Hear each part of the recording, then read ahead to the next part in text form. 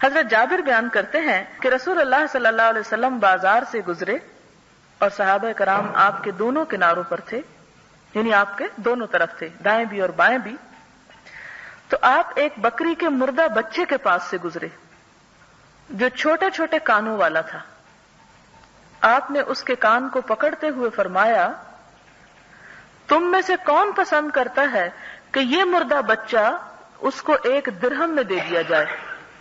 صحابہ نے کہا، ہم اس بچے کو کسی چیز کے بدلے لینا پسند نہیں کرتے، اور ہم اس کو لے کر کیا کریں گے؟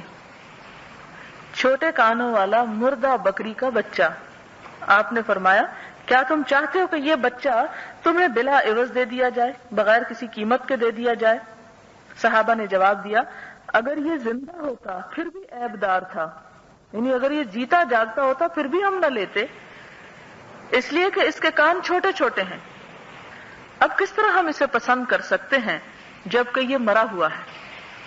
آپ نے فرمایا، اللہ کی قسم، دنیا اللہ کے نزدیک اس سے بھی زیادہ ذلیل ہے جس قدر یہ تمہارے نزدیک ذلیل ہے.